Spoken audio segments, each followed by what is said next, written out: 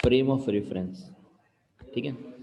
अच्छा, frame of reference को discuss करना अब इंतहाई ज़रूरी हो चुका है कि अब हम सिर्फ़ और सिर्फ इस दुनिया को ही एक्सप्लोर नहीं कर रहे हैं, मतलब हम इस दुनिया के अंदर ही नहीं ऑब्जर्वेशन अपनी चेक कर रहे हैं, हम इस दुनिया से बाहर भी जा चुके हैं और हमारा फ्रेम ऑफ रेफरेंस जो है वो चेंज होना शुरू हो गया है। रेफरेंस फ्रेम्स एक्चुअल में, अगर मैं आपसे कहूँ कि हम किस चीज़ को कहेंगे या किसे कहेंगे, तो एक्चुअल में ये वो पॉइंट ऑफ व्यू है, ये वो रेफरेंस पॉइंट है जहाँ से हम किसी भी चीज़ को ऑब्ज़र्व कर रहे होते हैं और हम अपने लिहाज से बता रहे होते हैं कि उस चीज़ के अंदर क्या चेंज आ रहा है या नहीं आ रहा। जैसे इसकी मिसाल समझाने के लिए एक आसान सी मिसाल से समझाया जाता है ज़्यादातर, कि अगर एक ट्रेन है, जैसे यहाँ पे लिखा हुआ है एक ट्रेन है, उस ट्रेन के डब्बे में आप जो है वो एक बॉल को ऊपर की तरफ फेंक रहे हैं और वो बॉल वापसी नीचे आ रही है। तो आप कैच कैच जो खेल रहे हैं इस बॉल से या बॉटल को उछाल रहे हैं, वापसी आपके हाथ में आ रही है, तो आपको जो इसकी मोशन है वो नज़र आएगी लीनियर मोशन, ठीक है, लीनियर मोशन कर रहा है ये, सीधा स्ट्रेट ऊपर जा रहा है और सीधा नीचे आ रहा है। आप ये ऑब्जर्व करें, जो बस के अंदर आप बैठे हुए, एक ऑब्जर्वर आप होगा, ये हो गया ऑब्जर्वर वन। इसका फ्रेम ऑफ रेफरेंस, वो जगह जहाँ से इस चीज़ को ऑब्जर्व कर रहा है, ये ट्रेन का डब्बा है। अब एक और ऑब्जर्वर जो इस ट्रेन के बाहर है, ऑब्जर्वर टू बोल देते हैं इसे, ये जब इसी बॉल को देखेगा जो आपने उछाली है, तो ये ट्रेन क्योंकि आगे मूव कर रही है, तो ये बॉल इसको ऐसा लगेगा कि ऊपर इस तरह गई है और वापसी नीचे आते हुए भी इस तरह नजर आएगी कि इस तरह नीचे आई है। तो उसी ऑब्जर्वर को, मतलब जो ऑब्जर्वर टू है आपका, उसी को नहीं, ऑब्जर्वर टू को वही बॉल नज़र आएगी प्रोजेक्टाइल मोशन करते हुए, जैसे कि प्रोजेक्टाइल मोशन हो रही है। मैं आपसे कहूँ कि भाई ऐसा क्यों हुआ, बॉल तो एक ही है जिसको उछाला जा रहा है, मोशन ये दो टाइप की वो कर रही है, एक हो रही है इसी की लीनियर मोशन और एक हो रही है इसी की प्रोजेक्टाइल मोशन, उसी बॉल की दोनों मोशन हो रही हैं। तो ऐसा क्यों हो रहा है कि एक ही बॉल दो तरह की मोशन कर रही है। वरीशा ने भी ज्वाइन किया है, ठीक है जी, वरीशा, ये मैं नाम लिख रहा हूँ सबके ताकि याद रहे अगली क्लास के लिए। अच्छा, अब जर्नली जब हमने ये कहा कि दो आपके पॉइंट ऑफ व्यू आ चुके हैं, तो यहाँ पर फिज़िक्स ने कहा कि हम इसे फ्रेम ऑफ रेफरेंस कहेंगे, कि जो पहला बंदा था ऑब्जर्वर वन था, उसका जो रेफरेंस फ्रेम था वो उसका ट्रेन का डब्बा था, जबकि आप ट्रेन के डब्बे के बाहर वर्ल्ड के अंदर अर्थ के ऊपर मौजूद थे और आपका फ्रेम ऑफ रेफरेंस जो था वो अर्थ था। इसीलिए आपका पॉइंट ऑफ व्यू नज़रिया देखने का कुछ और बना और उसका पॉइंट ऑफ व्यू देखने का नज़रिया कुछ और बना। तो हर चीज़ मोशन में है या हर चीज़ रेस्ट में है, हम नहीं कह सकते किसी के भी बारे में। हम कंफर्म इंफॉर्मेशन या कंफर्म बात किसी भी ऑब्जेक्ट को लेके कह ही नहीं सकते, हम सिर्फ अपने नज़रिए से बात कर रहे होते हैं, एक्चुअल में कुछ नहीं पता। फ्रेम ऑफ रेफरेंस आपका टॉपिक है वरीशा। अब जैसे कि मिसाल के तौर पे आपसे मैं पूछूं कि बताएं, ये जो कार है आप यहाँ से देख रहे हैं, ऑब्जर्व कर रहे हैं, बताएं ये कार कितनी स्पीड से मूव कर रहा है, तो मैंने कह दिया 20 मीटर पर सेकेंड की स्पीड से ये गाड़ी मूव कर रही है। लेकिन ये तो आप अर्थ पे रहते हुए बता रहे हैं ना, लेकिन ये तो सोचें कि अर्थ भी तो मूव कर रही है, तो कोई अर्थ के बाहर से यहाँ से इसी कार को ऑब्जर्व कर रहा होगा, तो उसको ये 20 मीटर पर second plus speed of earth, जितनी तेज़ वो मूव करी, वो दोनों चीज़ें नज़र आएंगी, तो ऐसा लगेगा उसके लिए गाड़ी बहुत तेज़ मूव कर रही होगी, बहुत ज़्यादा। और इसको भी छोड़ें, ये जो अर्थ है ये सन के गिर्द मूव कर रही है, इस तरह मोशन कर रही है, तो अगर कोई यहाँ से देख रहा होगा उसको ये और तेज़ घूमती हुई नजर आएगी गाड़ी। और छोड़ें, अगर हम गैलेक्सी में चले जाएं, तो गैलेक्सी के अंदर इस सन के साथ पूरे जितने भी प्लैनेट्स हैं वो पूरी गैलेक्सी को लेकर इधर उधर मूव कर रहे हैं, तो उसकी स्पीड अलग है। इसकी स्पीड को ऐड करो, इसकी स्पीड को ऐड करो, इसकी स्पीड को ऐड करो और फिर गाड़ी की स्पीड को ऐड करो, तो कुछ बात हो भी सकती है। तो ये बात तो क्या होगी, हम वहाँ तक पहुँच ही नहीं सकते। तो इसका मतलब तो ये हुआ कि हमारे लिए एब्सोल्यूट रेस्ट कोई चीज़ नहीं है, ना एब्सोल्यूट मोशन कोई चीज़ है। ना हम गारंटी के साथ किसी की मोशन बता सकते हैं, ना हम गारंटी के साथ ये कह सकते हैं कि कोई चीज़ रेस्ट में है। हाँ, हम फ्रेम ऑफ रेफरेंस के एतबार से कहते हैं जो भी बात कहते हैं। अगर मैं आपसे कह रहा हूँ ना, आप अगर मोबाइल से स्टडी कर रहे हैं या फिर लैपटॉप के सामने बैठे हुए हैं, तो आपका लैपटॉप जो है वो रेस्ट में है, तो वो रेस्ट में है अर्थ के फ्रेम ऑफ रेफरेंस से। अर्थ से देख रहे हैं, अर्थ पे रहते हुए देख रहे हैं, तो रेस्ट में। हम सब रेस्ट में, आपका घर आपकी जगह पे, हमारा घर हमारी जगह पे, तो ये जो कोचिंग सेंटर है वो अपनी जगह पे, लेकिन ये अर्थ के फ्रेम ऑफ रेफरेंस से है। अगर आप अर्थ के फ्रेम ऑफ रेफरेंस से बाहर गए तो ये सारी चीज़ें घूमती हुई नजर आएंगी आपको, तो ये कोई भी चीज़ अपनी जगह पे नहीं होगी। तो इसका मतलब ये हुआ कि हमारे लिए फ्रेम ऑफ रेफरेंस जो है वो जानना ज़रूरी है। फ्रेम ऑफ रेफरेंस को दो हिस्सों में डिवाइड किया गया है। एक वो फ्रेम ऑफ रेफरेंस जो कि कहलाते हैं अनर्शियल फ्रेम ऑफ रेफरेंस। अच्छा, ये अनर्शियल जो निकला है ये एनर्शिया से निकला है, लॉ ऑफ एनर्शिया। हम जानते हैं कि अगर एक ऑब्जेक्ट जो है वो रेस्ट में है, ठीक है, तो ये हमेशा रेस्ट में रहेगा, ज़िंदगी भर रेस्ट में रहेगा। और अगर कोई ऑब्जेक्ट मूव कर रहा है विद यूनिफॉर्म स्पीड, मूव कर रहा है विद यूनिफॉर्म स्पीड, तो ये ज़िंदगी भर इसी स्पीड से मूव करता रहेगा, unless it is acted upon by an unbalance force. इसी से निकला है इनर्शियल फ्रेम ऑफ रेफरेंस। ऐसा फ्रेम ऑफ रेफरेंस जिसमें बाहर से किसी किस्म का इन वेलोसिटी का चेंज प्रोड्यूस नहीं हो रहा होगा और वो एक ही स्पीड से मूव कर रहा होगा, ऐसे फ्रेम ऑफ रेफरेंस को नाम दिया गया अनर्शियल। जैसे कि आपकी अर्थ है ना, ये अनर्शियल फ्रेम ऑफ रेफरेंस में आती है। यहाँ ये एक ही स्पीड से मूव करती रहेगी, आपको पता ही नहीं चलेगा अर्थ के अंदर आप जो मूव कर भी रहे हैं या नहीं कर रहे, तो चीज़ें जो रेस्ट में वो रेस्ट में रहेंगी, और इसके ऊपर कोई अनबैलेंस फोर्स एक्ट नहीं करेगी, मतलब जो अर्थ की स्पीड को कम या ज़्यादा करे। अगर ऐसा हो तो सोचें जलजले आ जाए या हम बहुत तेज़ी से डिस्टर्ब हो, दीवारों से जाके टकराएं, जैसे बस के अंदर होता है। अचानक आप ब्रेक लगा दो तो क्या होता है, आप सारे आगे जाके गिरते हो, या जो है वो ब्रेक लगा दो तो आगे जाके गिरते हो, स्पीड दो तो पीछे जाके गिरते हो। वो इसलिए होता है क्योंकि वो non inertial frame of reference बन जाता है, उसके अंदर एक्सेलरेशन प्रोड्यूस हो जाती है, ठीक है ना।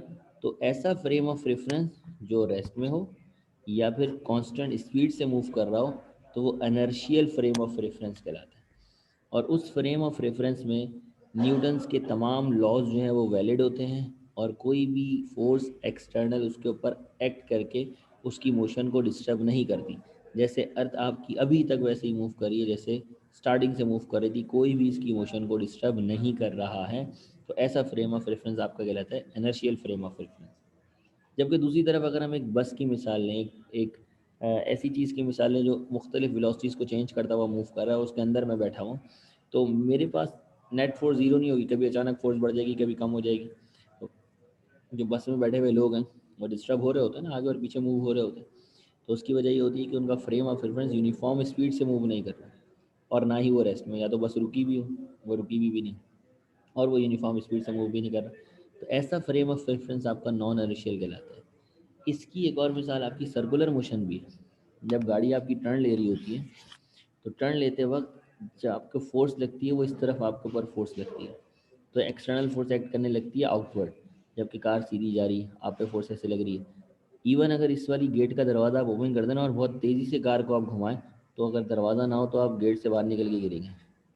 क्यों गिरेंगे? क्योंकि आपके ऊपर एक एक्सटर्नल फोर्स एक्ट करने लगेगी जो आपको आउटवर्ड खींच रही होगी। उसकी वजह से ये non inertial frame of reference हो जाएगा, इनर्शियल नहीं रहेगा।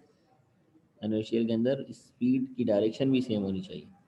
जैसे कि बस अगर एक ही स्पीड से चलती रहे ना, उसके अंदर कोई उतार चढ़ाव ना आए, तो आप बस में आराम से चल फिर सकते हैं। बस क्या, आपने जहाज़ नहीं देखा, हवाई जहाज़, एरोप्लेन के अंदर जब एरोप्लेन ऊपर आसमान पे चले जाता है वो उसको ऑटो पे लगा देते हैं, फिर तो पायलट भी अपनी सीट पे नहीं होता, वो भी इधर उधर फिर रहा होता है। तो उसका मतलब ये है कि उस वक्त आपका जो फ्रेम ऑफ रेफरेंस है वो इनर्शियल बन जाता है, और वो यूनिफॉर्म स्पीड से मूव कर रहा होता है, तो वहाँ पे सारे न्यूटन्स के लॉ वैलिड होते हैं। मतलब फोर्स लगेगी तो एक्सेलरेशन प्रोड्यूस होगी, अदरवाइज नहीं लगेगी, कोई एक्सेलरेशन प्रोड्यूस नहीं होगी। तो ये जो दूसरा फ्रेम ऑफ रेफरेंस है ये आपका कहलाता है non inertial frame of reference, जिसके अंदर, या हम इसको एक्सेलरेटेड फ्रेम ऑफ रेफरेंस भी कहते हैं, जिसके अंदर एक्सेलरेशन जो होती है वो यूनिफॉर्म नहीं होती। ठीक है जी, मतलब एक्सेलरेशन जो वो प्रोड्यूस होती है चाहे यूनिफॉर्म हो या ना।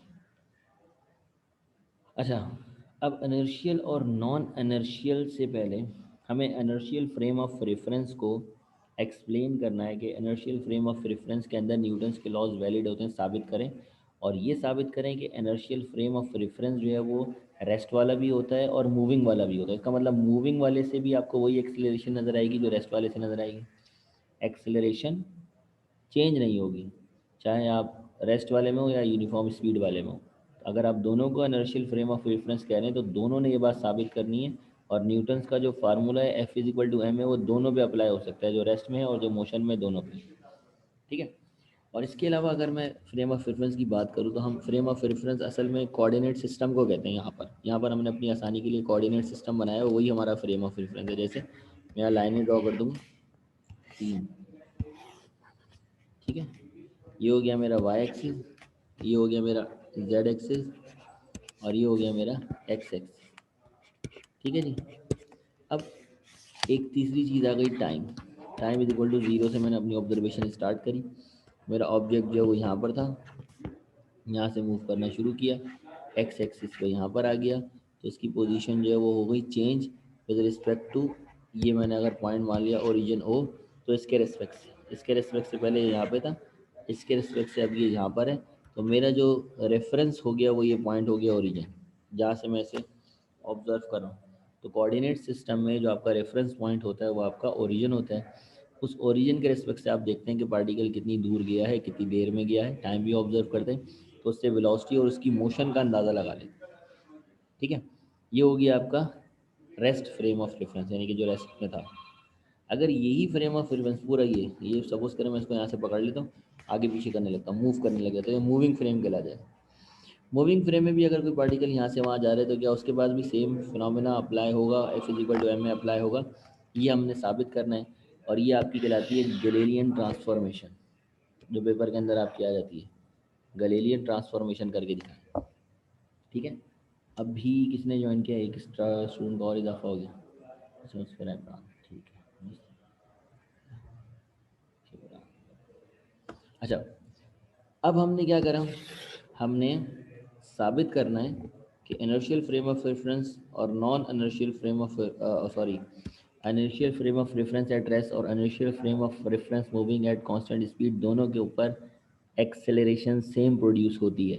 एक ही ऑब्जेक्ट की एक्सेलरेशन सेम प्रोड्यूस होती है। यानी कि मिसाल के तौर पे अगर मैं ज़मीन पे खड़े होके एक बॉक्स को धक्का दूं, कोई भी बॉक्स ले लें, उसको मैं धक्का दूं, तो मैं फोर्स लगा रहा हूँ, उस फोर्स की वजह से उस बॉक्स के अंदर एक्सेलरेशन प्रोड्यूस होगी। तो सपोज़ करो ये वो बॉक्स है जिसको मैंने धक्का दिया, कितनी फोर्स से, 10 न्यूटन की फोर्स से, उसकी वजह से इसके अंदर एक्सेलरेशन प्रोड्यूस हुई, सपोज कर लो 2 मीटर पर सेकेंड, 2 मीटर पर सेकेंड की एक्सेलरेशन प्रोड्यूस हुई। ठीक है। ये मैंने काम करा है सारा अर्थ रेस्ट में। ठीक है। फिर मैं इसी डब्बे को लेके चला गया बस में। ठीक है। बस जो है वो कांस्टेंट स्पीड से मूव कर रही थी, डब्बा वहाँ पे अपनी जगह पे वैसे ही पड़ा हुआ था, सरफेस की फ्रिक्शन सब कुछ वैसे ही था। मैंने दोबारा इसके ऊपर फोर्स लगाई एफ, कितनी, 10 न्यूटन। तो बस के अंदर ये डब्बा कितना मूव करेगा, इसकी एक्सेलरेशन भी होगी 2 मीटर पर सेकेंड स्क्वायर। इसका मतलब रेस्ट वाले फ्रेम में भी एक्सेलरेशन उतनी प्रोड्यूस हुई उतनी फोर्स की वजह से, मूविंग वाले में भी उतनी प्रोड्यूस हुई।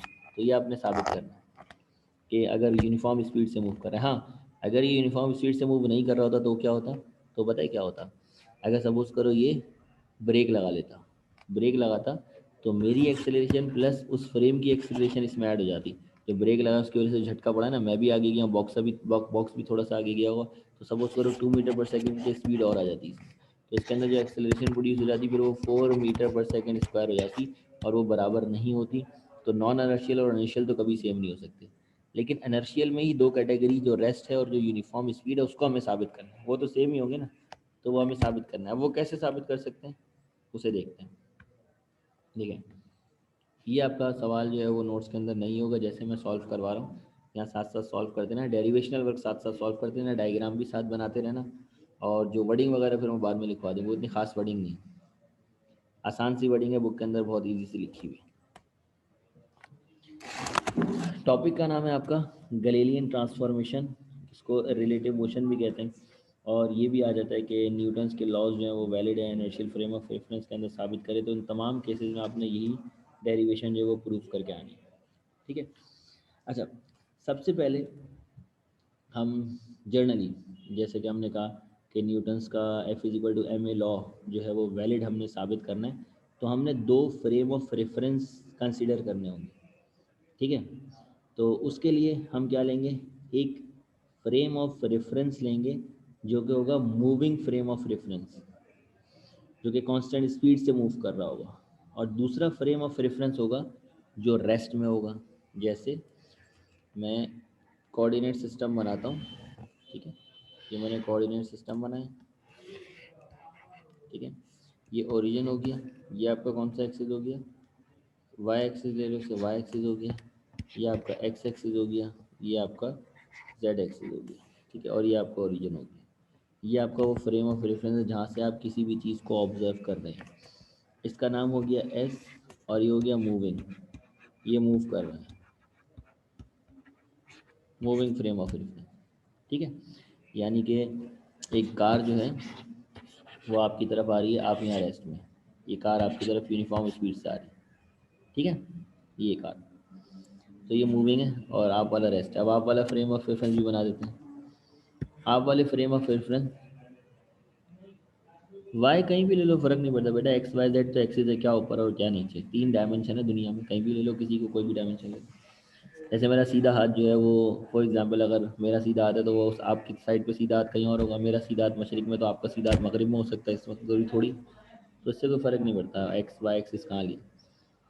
अच्छा, दूसरा जो है मैं फ्रेम ऑफ रेफरेंस बनाता हूँ रेस्ट वाला, यानी कि मेरा वाला जो जहाँ से मैं ऑब्जर्व कर रहा हूँ, ये हो गया ये।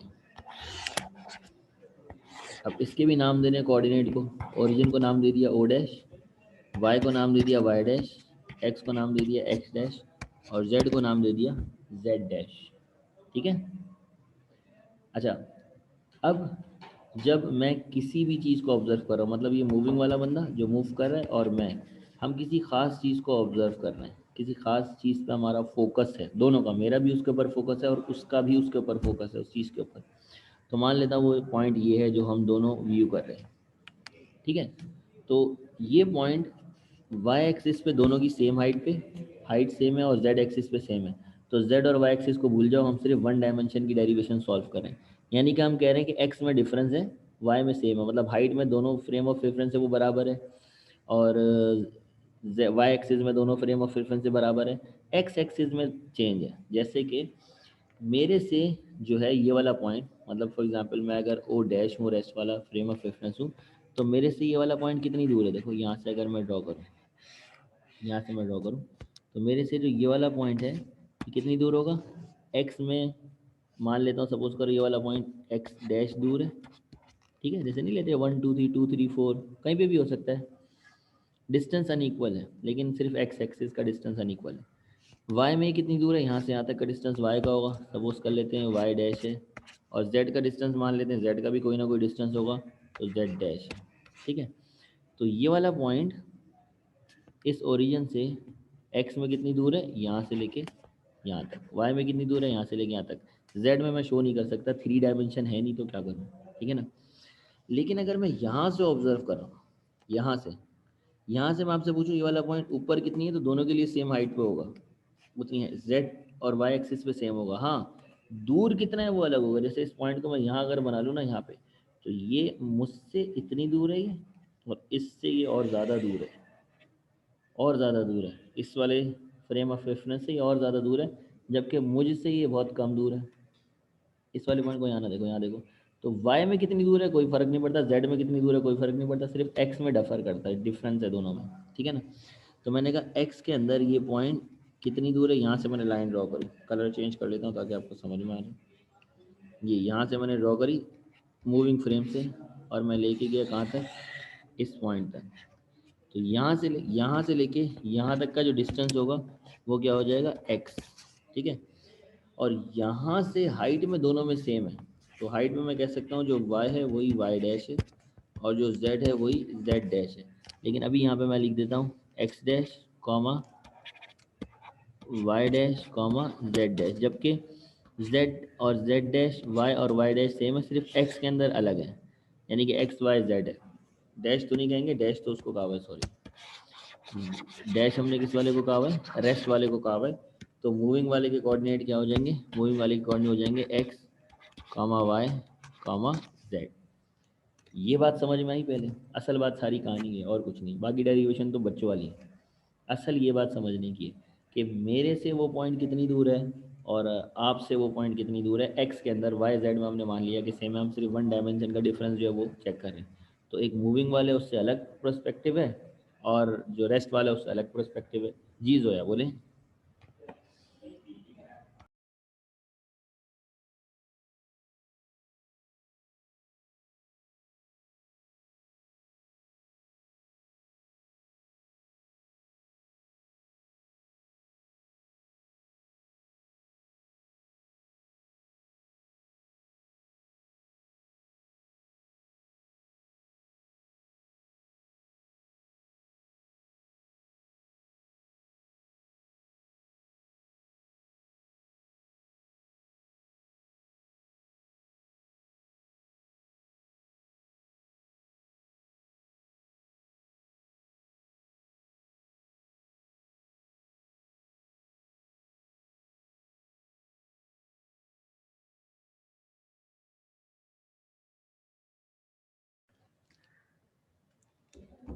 अच्छा जी,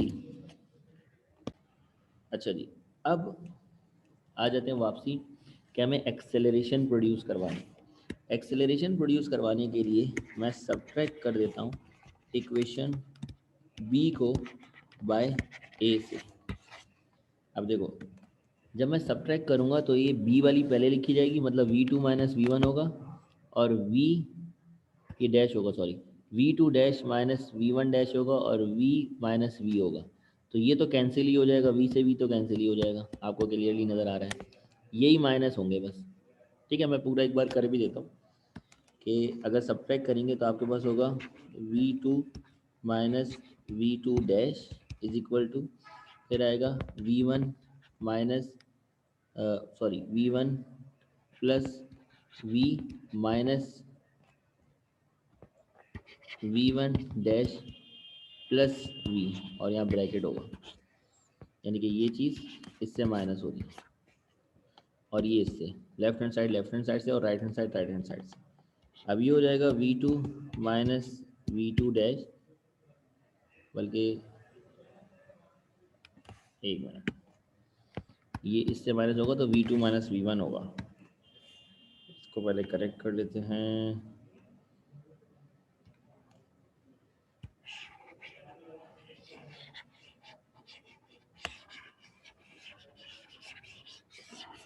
इक्वेशन पहले लिख लेते ना तो दिमाग में कन्फ्यूजन नहीं रहती। खैर बहरहाल, यहाँ पे आ जाएगा v two minus we one is equal to, यहाँ पे आ जाएगा v two dash minus plus we minus we one dash plus v. Left hand side से सब्ट्रैक्ट कर रहे हैं, राइट हैंड साइड से। जी जी बिल्कुल, आप सही कह रहे हैं, मुझसे मिस्टेक हुई थी। अच्छा, V two minus we two as it is रहा, V two minus we one as it is रहा, जबकि वी टू डैश ये माइनस दोनों के साथ होगा जब जाएगा, तो we two dash minus V plus we minus we one minus V, ये कैंसिल आउट कर दो। तो आपके पास क्या बचेगा, आपके पास बचेगा v two minus we one is equal to v two dash minus we one dash. ठीक है जी, अब हम दोनों को टाइम से डिवाइड कर देते हैं। ठीक है, डिवाइडिंग बाय टी और टी डैश दोनों से डिवाइड करें, ये वाली साइड को टी से, इस वाली साइड को टी डैश से। क्योंकि टी और टी डैश सेम है तो इसलिए कोई फ़र्क भी नहीं पड़ता, इसलिए v two minus we one को मैंने डिवाइड कर दिया टी से, इसके लिए भी टाइम 5 सेकेंड ही होगा, और v two dash minus we one dash को मैंने माइनस कर दिया टी डैश से। ये बन गई एक्सेलरेशन मूविंग फ्रेम की, और ये बन गई एक्सेलरेशन रेस्ट फ्रेम की। तो दोनों की एक्सेलरेशन हमने बराबर साबित कर दी। इससे इंटरेस्टिंग क्या चीज़ साबित हुई, इससे इंटरेस्टिंग ये साबित हुआ कि फोर्स का फार्मूला होता है एम ए। तो अगर मास कांस्टेंट होता है, जैसा कि हम जानते हैं मास तो चेंज नहीं होता, ऑब्जेक्ट का मास अगर हम मान लेते हैं कि कांस्टेंट होता है, तो एक्सेलरेशन अगर दोनों की सेम है तो फोर्स भी दोनों पे सेम लगेगी।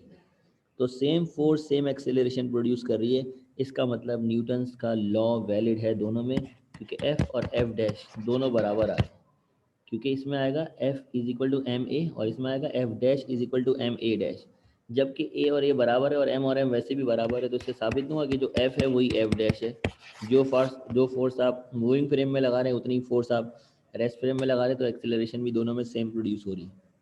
तो न्यूटन्स का लॉ जो सेकंड लॉ है वो वैलिड रहा। इसी तरह अगर जीरो फोर्स लग रही है तो जीरो फोर्स लगेगी, नेट फोर्स अगर जीरो है तो न्यूटन का फर्स्ट लॉ भी वैलिड हो जाएगा। तो न्यूटन्स के जितने भी लॉज हैं वो इनर्शियल फ्रेम ऑफ रेफरेंस में वैलिड होते हैं। और ये जो इक्वेशन हमने ड्राइव करी इसे हम गलीलियन ट्रांसफॉर्मेशन कहते हैं, कि उसने साबित किया था।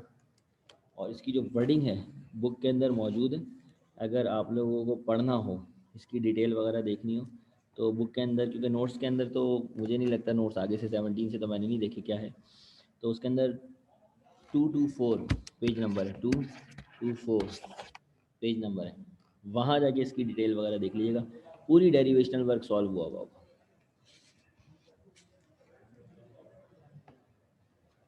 ठीक है जी।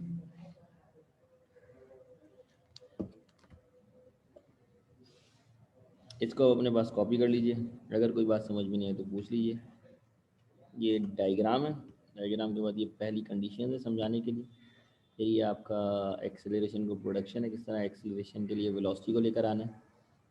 224 बुक का पेज नंबर 224 जी, वहाँ पे मिल जाएगा। अब जो अगला आपका टॉपिक है थ्योरी ऑफ रिलेटिविटी, उसके पोस्टुलेट क्या हैं कि सबसे पहले तो एल्बर्ट आइंस्टाइन ने जो थ्योरी ऑफ रिलेटिविटी पेश की थी, सर तकरीबन 3 पेज की डेरिवेशन है बुक में वर्डिंग के साथ।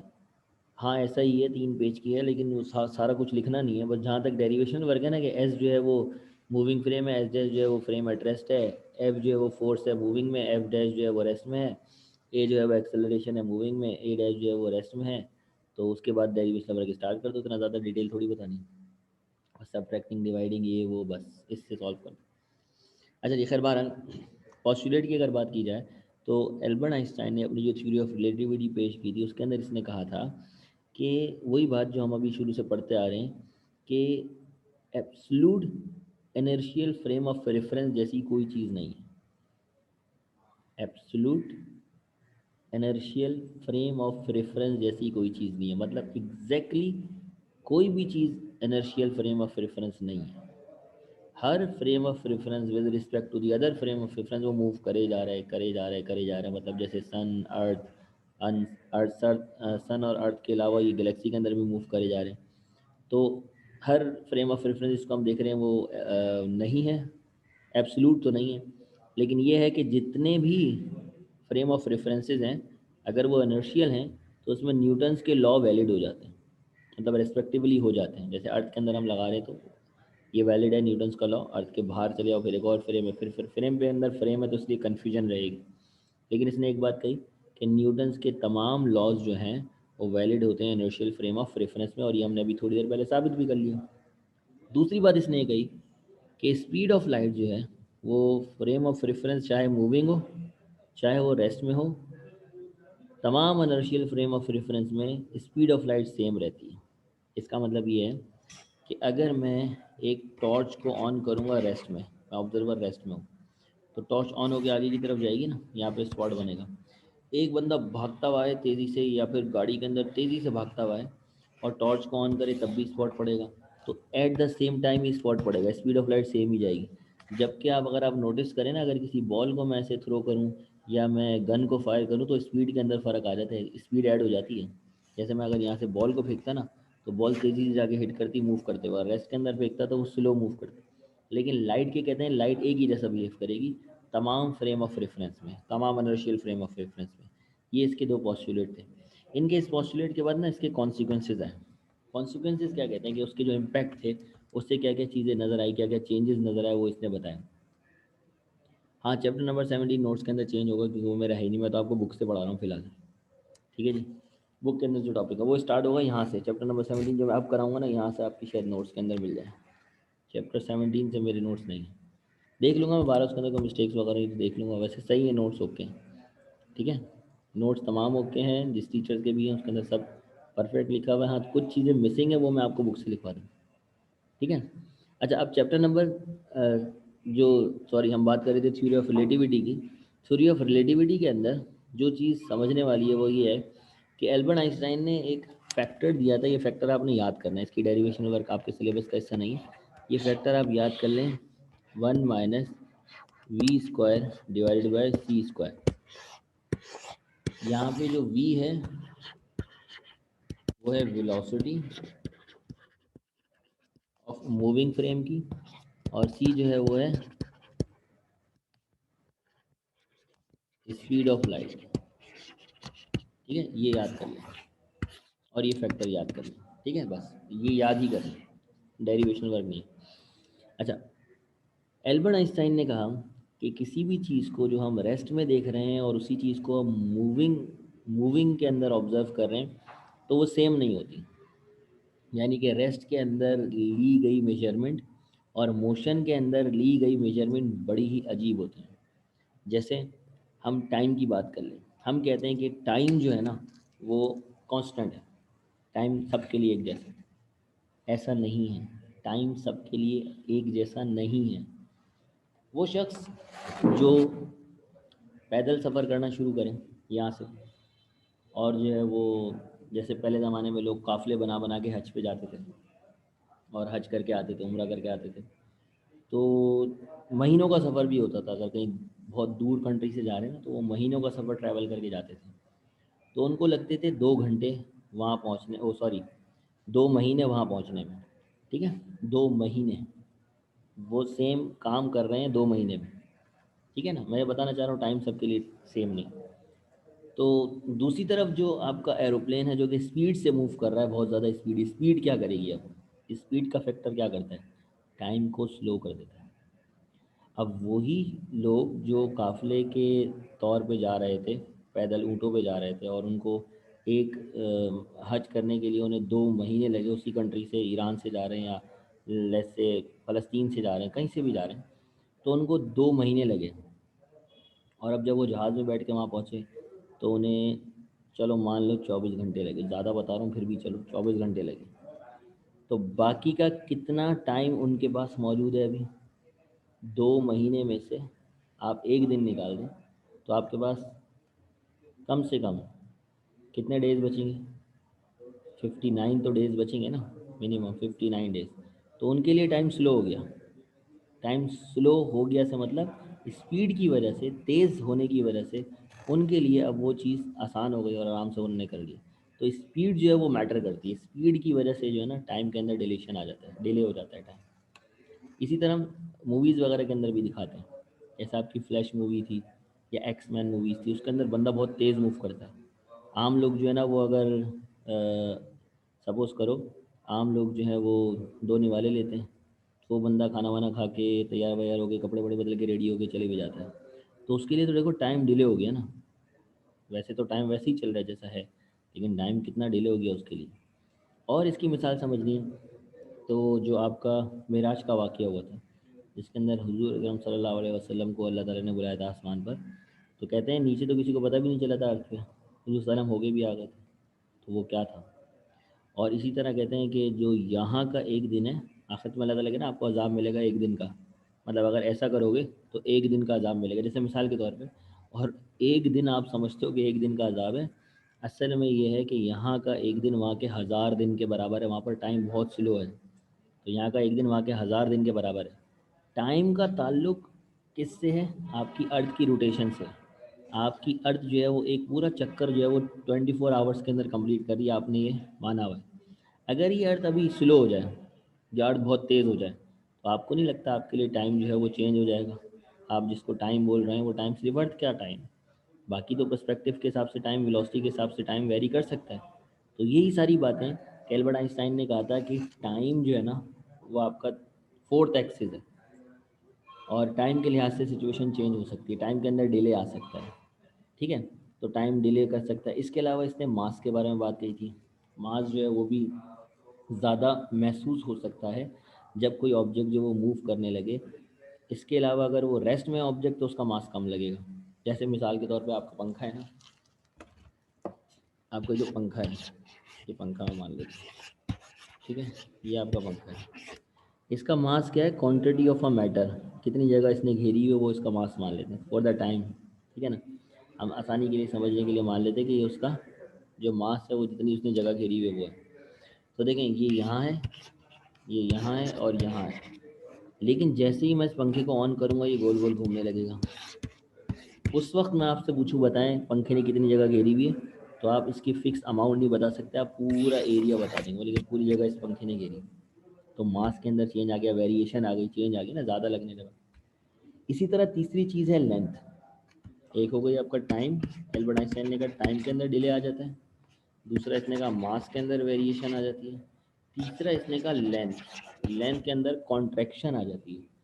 कॉन्ट्रैक्शन से मुराद ये है कि जो चीज़ आपको रेस्ट में काफ़ी लंबी नज़र आ रही होती है, वही चीज़ जब मूव करने लगती है तो छोटी हो जाती है। जैसे आपकी ट्रेन है, ट्रेन अगर स्टेशन पर खड़ी हुई है, आप उसे देख रहे हैं तो आपको ऐसा लगेगा कि एक बहुत लंबी ट्रेन जो है वो आपके सामने मौजूद है। लेकिन अगर वही ट्रेन जो है वो बहुत तेज़ी से मूव कर रही हो, थोड़ा सा दूर से आप उसे ऑब्जर्व कर रहे हैं, तो आपको उसकी लेंथ की मेजरमेंट कम लगेगी। ऐसा नहीं है कि लेंथ कम हो जाएगी, लेंथ हो सकता है उतनी हो, लेकिन मूविंग फ्रेम की जो मेजरमेंट है वो अलग होती है और रेस्ट फ्रेम की जो मेजरमेंट है वो अलग होती है। ये था एल्बर्ट आइंस्टाइन का कॉन्सेप्ट जो उसने दिया था, और इसको इसने इस फैक्टर से रिलेट करवाया था। जैसे कि अगर मैं आपसे बोलता हूँ, बात कर लेते हैं सबसे पहले टाइम की। जैसे कि अगर टी जो है, टी नॉट, ये है टाइम, और किसका टाइम है, जब आपका ऑब्जेक्ट जो है वो रेस्ट में था, टाइम फॉर रेस्ट। यानी कि मकसद कहने का ये है कि जब आपने टाइम चेक किया था जब रेस्ट में थे आप, ठीक है, non moving frame of reference पे थे। और टी जो है वो टाइम है, टाइम फॉर, टाइम फ्रॉम कर लो इसे, फोर नहीं from, rest, time from moving. दो चीज़ें हो गई। तो इन दोनों में क्या चेंज आएगा, इसने फार्मूला दिया, लेंथ कॉन्ट्रैक्शन में लेंथ कम नज़र आएगी आपको एक्चुअल के मुकाबले में, कम नज़र आएगी। इसने क्या रिलेशन दिया, इसने कहा टाइम क्योंकि डिले हो रहा है, तो इसने कहा जो टाइम मूविंग में होगा बराबर होगा टी नॉट डिवाइडेड बाय वो फैक्टर जो आपको मैंने बताया था, 1 - वी² डिवाइड बाय c², उससे डिवाइड कर लें तो कितना टाइम के अंदर डिले आ सकता है वो कैलकुलेट कर लेंगे। मूव करते वक्त अगर आप वेलोसिटी v से मूव कर रहे हैं तो टाइम में कितना डिले आएगा वो ये फार्मूला कैलकुलेट करके देखें। This is the first formula to calculate the time in a moving frame of reference comparatively with the time at rest frame of reference। ठीक है। दूसरा इसने फार्मूला दिया था लेंथ का। लेंथ का फार्मूला क्या था, ये मैं डिलीट कर रहा हूँ, यहीं पे लिख रहा हूँ। लेंथ की अगर बात करें, लेंथ आपकी हो रही है कॉन्ट्रैक्ट। अगर मैं आपसे बोलता हूँ एल जो है वो लेंथ है फ्रॉम मूविंग से, मैंने किसी मूविंग फ्रेम ऑफ रेफरेंस में लेंथ मेजर करी है, और एल नॉट जो है वो लेंथ है किसमें, रेस्ट फ्रेम ऑफ रेफरेंस में, तो इसका फार्मूला भी सेम है। देखो l equals to l nought. Length के अंदर क्योंकि कॉन्ट्रैक्शन आ रही है ना, कमी आ रही है, जिसमें कमी आती है उसमें इस फैक्टर को मल्टीप्लाई करते हैं, जो ज़्यादा होता है उसमें इस फैक्टर को डिवाइड करते हैं, तो ये फैक्टर आपका मल्टीप्लाई हो जाएगा, 1 - वी² डिवाइडेड बाई c²। बस सिर्फ और सिर्फ इस फैक्टर का चेंज आएगा। और अगर मास की बात करें तो मास क्योंकि बढ़ रहा था ना, तो मास का फार्मूला क्या बनेगा, मैं डायरेक्ट बना रहा हूँ, m is equal to m nought. अब बताएं डिवाइड करेंगे या मल्टीप्लाई, मास बढ़ रहा था आपका, तो ये फैक्टर मल्टीप्लाई होगा या डिवाइड है, क्योंकि बढ़ रहा है, टाइम डिले हो रहा था वो भी बढ़ रहा था, तो डिवाइड किया था, तो इसको भी डिवाइड करेंगे। बस ये कॉन्सेप्ट आपने याद रखना है।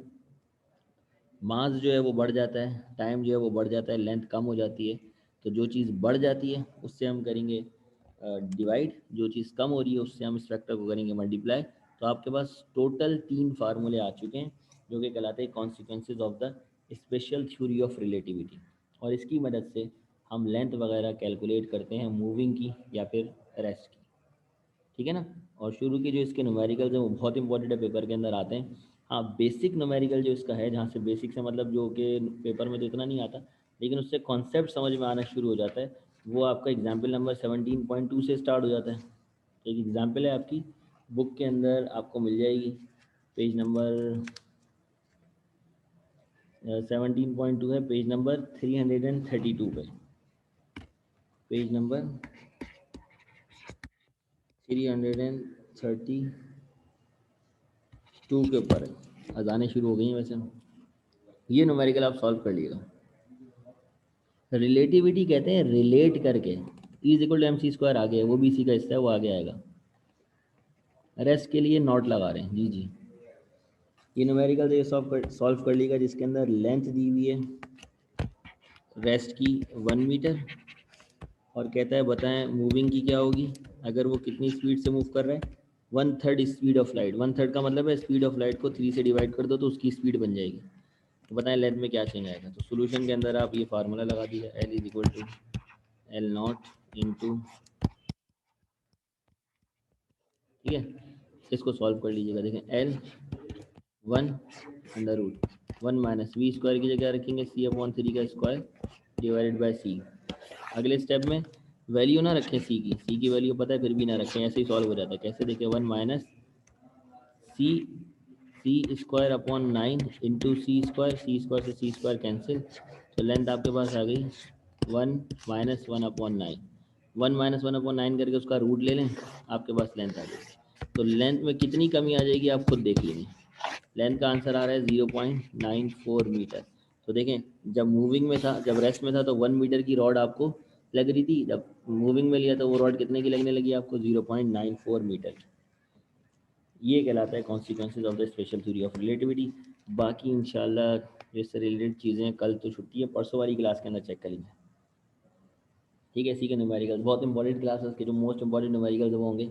अटेंडेंस जो है मैंने आप ही 14 स्टूडेंट्स की लगाई है जो मौजूद थी क्लास, ठीक है जी।